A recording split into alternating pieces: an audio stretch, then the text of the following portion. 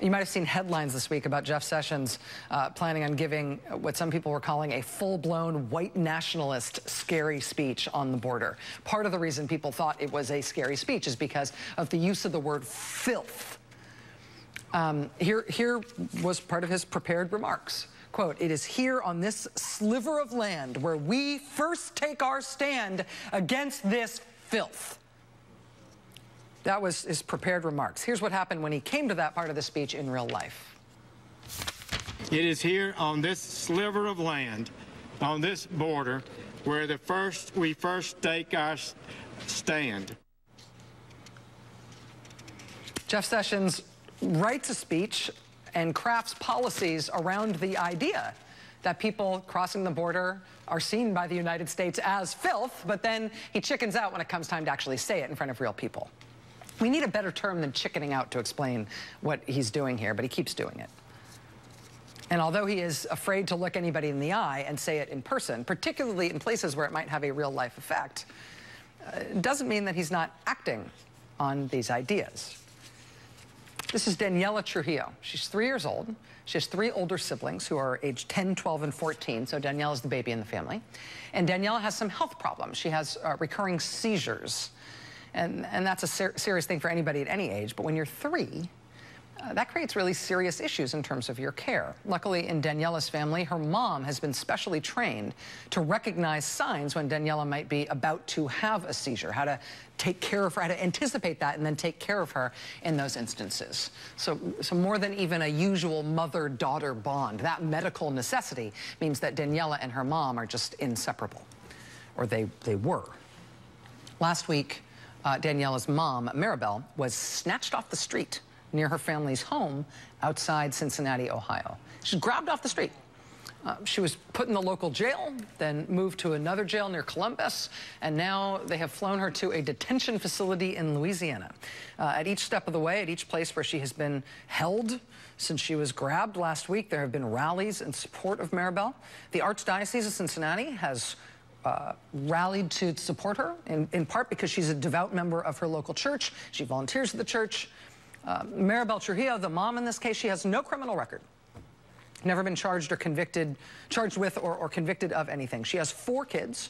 All of her 4 kids are U.S. citizens, including her youngest daughter, who has these special needs.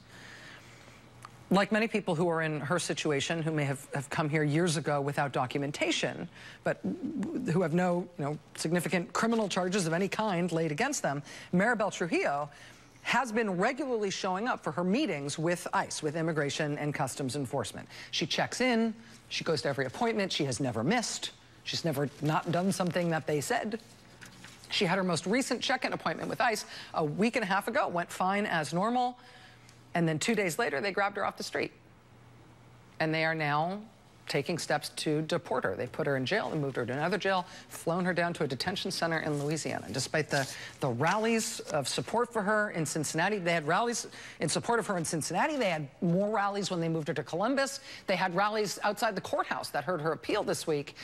She didn't win the appeal, though, and they have now moved her down south. They're planning to send her to Mexico on Wednesday. She has lived in the United States for 15 years. She's raised all of her kids here. All of her kids are U.S. citizens. She has no criminal record. The reason she came from Mexico in the first place is her brother and her father were both kidnapped by drug cartels, and she wanted to avoid that fate herself.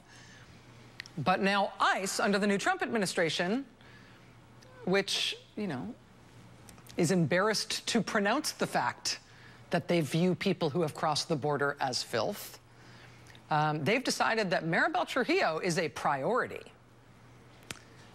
It's actually been reported that part of the delay between now and Wednesday, which is the new date they have to deport her, part of that delay may be explained by efforts to try and figure out a way to send her 3-year-old disabled U.S. citizen daughter with her when she gets deported, even though her daughter is a citizen. Because they're trying to figure out maybe it's better to split up the family that way than to split up the family involving splitting the mother from the 3-year-old? Republican Governor John Kasich of Ohio, Republican Senator Rob Portman, Democratic Senator Sherrod Brown, they have all weighed in on this case. They've all weighed in on Mirabel Trujillo's behalf, asking for mercy in this case, as has the Archdiocese. You know, you see all these headlines today about how the Trump administration is going soft on all their most controversial policy proposals, how they're flip-flopping now and abandoning all the hardline things that Trump campaigned on. They are not. Not at least when it comes to real people, real regular families, who they don't have to stand in front of and make speeches to. When you're willing to do this stuff as policy, but you're unwilling to look people in the eye and admit out loud that this is what you are doing. I know chickening out is the wrong term, but I'm not sure exactly what the right term is.